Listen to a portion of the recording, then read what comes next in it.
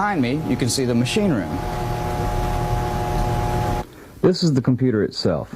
It's referred to as the CPU, or Central Processing Unit. It's also known as the mainframe. The Central Processing Unit at Clemson is an IBM 370-3033. Our CPU is equipped with 8 megabytes of mainframe storage.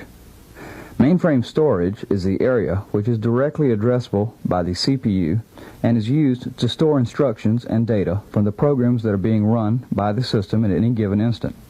For the sake of simplicity, we'll assume that a byte is one character, say a number or a letter.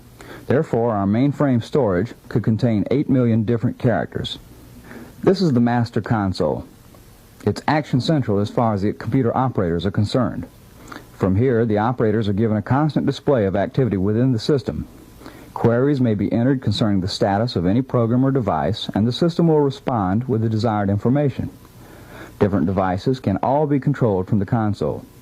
Also, the console will alert the operator to situations that require his intervention. The entire system may be started or stopped from this one point. The second screen on the master console is used primarily as a diagnostic tool. It can be used to see what's going on inside the system itself in order to identify problems or to monitor the performance of the system while it is running. Unfortunately, this console eliminates the need for the flashing lights that made old computers so visually impressive. In the 21st century, when men and machines have learned to communicate easily, your best friend might be a computer. It would not speak with a borrowed human voice. It would speak with a computer voice of its own that sounds like this. To be or not to be? That is the question. Whether it is nobler in the mind to suffer the slings and arrows of outrageous fortune. Have you done anything to prepare for the year Y2K at all? No, I haven't. Not at all. I'm not taking care of it. We're pretty much Y2K compliant here. We're not even on computer. I don't know what you're talking about, man. I'm saving all my bank statements and whatnot, all the paperwork back up. Now, is there anything in the store that could help me if I can't send email?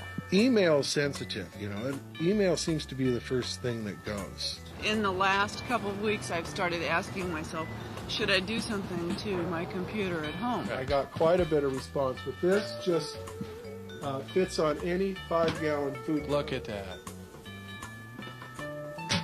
You can use handwriting recognition to input text. So I can use cursive, or printed, or a combination. Okay, and it deciphers that, cleans it up. I can go ahead and draw graphics as well, and all this without changing modes. You're nice and sloppy, and it knows nice and sloppy, and it still did it. Right, okay. Exactly. Understands things like various shapes that you might want to draw. Even a circle. Okay, what else can we do? Okay, if I want to erase something from the screen, all I have to do is scrub it out, just like boom, just like you wish paper. Okay. What would you call a video recorder that has everything? I call it smart. It's a Zenith VHS with extraordinary VHS hi-fi stereo. Smart. Plus a remote that can control both the deck and the TV. Controls both. That's smart. And clear special effects. Smart. One of the new smart decks, Zenith's VHS video recorders, when you want everything. Very smart! Zenith demonstrated another type of wireless device, the Cruise Pad. It's a wireless network terminal that uses something called spread spectrum technology. With the Cruise Pad, you can walk around your office building and always be connected to your company network. Cruise Pad is due out in early 1995. Mobile devices converge, 1999. Combine the functions of traditional PDAs with cellular communications tools. This is the newest gadget from the partnership between Motorola and Starfish. The Rex PDA attaches to a Motorola StarTAC phone so that your cell phone can communicate directly with your PDA. And through a partnership with Yahoo, you'll soon be able to communicate with your web-based personal information manager. In many ways, we're trying to extend the reach of the web to small devices and getting your information all the time, small devices, in particular cell phones, and make it all work together. That's the problem we're trying to solve. Bring all the pieces together, the cellular phone, the personal organizer, and the web. So we got Yahoo, Motorola, and Starfish working together.